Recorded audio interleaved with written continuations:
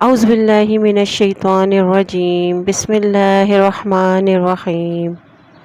رب اشرح لی صدری ویسر لی امری واحلل عقدۃ من لسانی یفقہوا قولی۔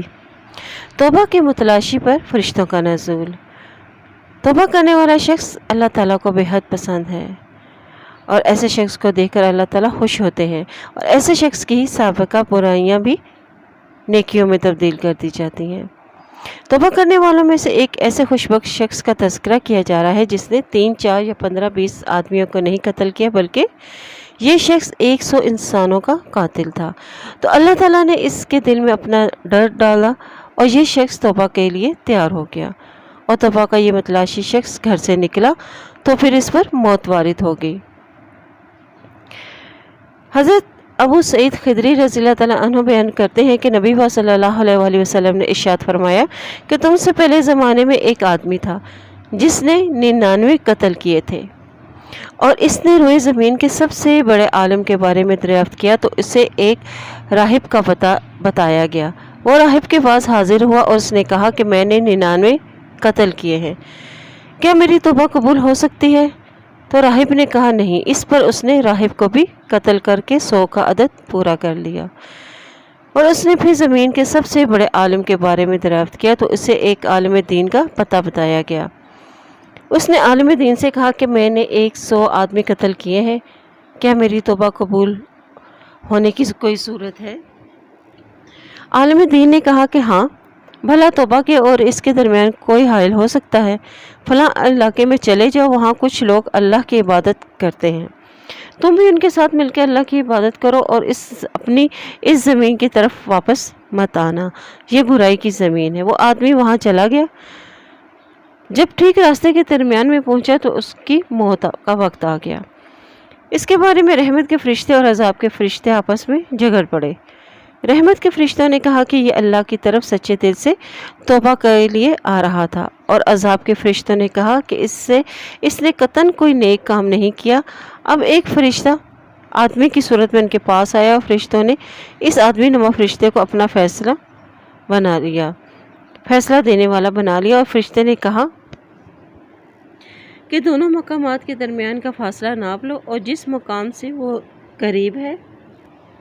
اس میں اس کا شمار کر لو۔ فرشتوں نے پورے فاصلے کو ناپا تو جس علاقے کی طرف اس کا رخ تھا وہ قریب تر نکلا، اور لہٰذا رحمت کے فرشتوں نے اس کی روح قبض کر لی۔ ایک اور دوسری روایت میں ہے کہ وہ آدمی نیک لوگوں کی بستی کی طرف صرف ایک بارش زیادہ قریب تھا، چنانچہ اسے نیک لوگوں میں شمار کیا گیا۔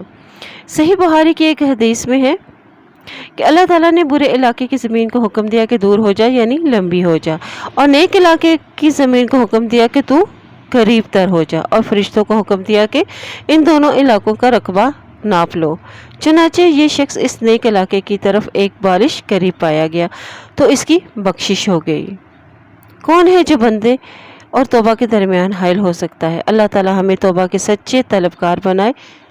تاکہ فرشتوں کی معاونت بھی حاصل ہو سکے اور ان کے نزول کی سعادت کو بھی ہم پا سکیں۔ توبہ کرنے والے شخص کے لیے نبی پاک صلی اللہ علیہ وآلہ وسلم نے فرمایا کہ گناہ سے توبہ کرنے والا ایسا ہی ہے گویا کہ اس کے ذمہ کوئی گناہ ہی نہیں۔ توبہ سے متعلق اگر فرمان رحمان پڑھ لیا جائے تو وہ اس حدیث سے بڑھ کر ہے کہ گناہ بھی نیکیوں میں تبدیل ہو جاتے ہیں۔ اللہ تعالیٰ نے فرمایا ہے اِلَّا مَن تَابَ وَآمَنَ وَعَمِلَ عَمَلًا صَالِحًا فَأُولَٰئِکَ یبدل اللہ سیئاتہم حسنات وکان اللہ غفورا رحیما، کہ سوائے ان لوگوں کے جو توبہ کرے اور ایمان لائے اور نیک کام کرے، ایسے لوگوں کے گناہ کو اللہ تعالیٰ نیکیوں میں بدل دیتے ہیں، اور اللہ تعالیٰ بخشنے والے اور مہربانی کرنے والا ہے۔ نبی پاک صلی اللہ علیہ وسلم پر درود بھیجنے والوں پر فرشتوں کا نزول۔ نبی پاک صلی اللہ علیہ وسلم پر درود بھیجنا ایمان کا جز ہے، خیر و برکت کو سمیٹنے کا باعث بھی ہے، اور جو کوئی بھی اس سے اعراض کرے اس کے لیے تباہی ہے، اور ایسا بدبخت شخص اپنے آپ کو ہلاکت میں ڈالنے والا ہے۔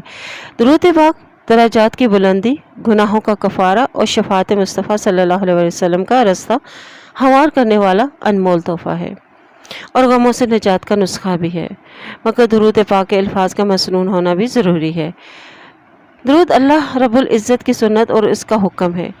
اور اس کے ملائکہ کا کلام ہے۔ وہ سعادت مند حضرات جو درود پاک کو اپنا ورد بناتے ہیں ان کے لیے کائنات کا رب اپنے معزز فرشتوں کا نازل ہونے کا حکم دیتے ہیں، اور مقرب فرشتے ایسے ہی سعادت مند لوگوں کو تلاش کرتے پھرتے رہتے ہیں۔ حضرت عبداللہ بن مسعود رضی اللہ تعالیٰ عنہ کی سے روایت ہے کہ نبی پاک صلی اللہ علیہ وآلہ وسلم نے فرمایا کہ اللہ تعالیٰ نے میری امت کے لوگوں کا سلام مجھے پہنچانے کے لیے فرشتے مقرر کر رکھے ہیں جو زمین پر گشت کرتے رہتے ہیں۔ حضرت ابو ہریرہ رضی اللہ عنہ سے مروی حدیث میں بھی ہے کہ نبی پاک صلی اللہ علیہ وآلہ وسلم نے فرمایا کہ اپنے گھروں کو قبرستان نہ بناؤ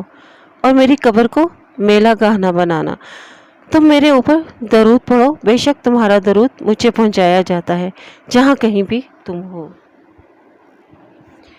ذکر الہی اور تقوی اختیار کرنے والے مسافر کے لیے فرشتوں کا نزول۔ اللہ کریم کی رحمت کتنی ہی وسیع ہے کہ جب اللہ کا بندہ سفر کی تیاری کرتا ہے تو وہ اپنے سفر میں اپنے خالق و مالک سے ڈرنے کے ساتھ ساتھ اس کے ذکر میں بھی مصروف ہو جاتا ہے، تو اس پرہیزگار بندے کا مالک خوش ہو کر اسے خوش نصیب آدمی کے لیے ایک معزز فرشتہ نازل فرما دیتا ہے جو اس کا ہم سفر بن جاتا ہے بلکہ اس کے پیچھے سوار ہو جاتا ہے۔ یقیناً یہ فرشتہ معاون اور مددگار ہوتا ہے جو مسلسل سفر ختم ہونے تک اس کی رفاقت میں رہتا ہے۔ اس عظیم مسافر اور اللہ کی راہ میں نکلنے والے کی عظمت کو امام طبرانی رحمۃ اللہ علیہ نے نقل فرمایا ہے، اور حضرت عقبہ بن عامر رضی اللہ تعالیٰ عنہ فرماتے ہیں کہ نبی پاک صلی اللہ علیہ وآلہ وسلم نے فرمایا ہے کہ نہیں کوئی سوار علیحدہ ہوتا اپنے سفر میں اللہ اور اس کے ذکر کے ساتھ مگر اس کا ساتھی فرشتہ ہوتا ہے، اور اسی طرح نہیں علیحدہ ہوتا کوئی شعر یعنی برے اور غلط اشعار یا اس کی مثل کے ساتھ مگر اس کا ساتھی شیطان ہوتا ہے۔ اسی طرح دین کے طالب علم کے لیے بھی فرشتوں کا نزول۔ دین اسلام کا علم سیکھنے والا جب علم کی تلاش میں نکلتا ہے تو اللہ تعالیٰ اس کی منزل کو آسان فرما دیتے ہیں اور اس کا نکلنا اللہ کی راہ میں شمار ہو جاتا ہے، اور ایسے ہی شخص کے لیے جنت کا راستہ آسان کر دیا جاتا ہے، اور رحمان کے فرشتے اس خوش نصیب کے لیے اپنے پر بچھا دیتے ہیں، اور طالب علم اس عظیم مرتبہ کو پا لیتے ہیں۔ نبی پاک صلی اللہ علیہ وسلم نے فرمایا کہ جب بھی کوئی شخص اپنے گھر سے علم کی تلاش میں نکلتا ہے تو اس طالب علم کے لیے اس کے اور اس کے عمل سے خوش ہو کر فرشتے اپنے پر رکھ دیتے ہیں۔ کتنی سعادت اور عزت کی بات ہے کہ مخلص طالب علم کے لیے معزز فرشتے اپنے پر بچھا دیں۔ یہ اس لیے ہے کہ طالب علم اپنے رب کی رضا کو تلاش کرنے اور اس کے دین کو پھیلانے کے لیے یہ کام کرتے ہیں، تو جو اللہ تعالیٰ کا بن جاتا ہے تو اللہ کریم اس سے گہری الفت اور چاہت رکھتے ہیں۔ اللہ تعالیٰ ہمیں اپنے نیک بندوں میں شمار کرے، آمین۔ سبحانک اللہم و بحمدک، اشہد ان لا الہ الا انت، استغفرک و اتوب الیک۔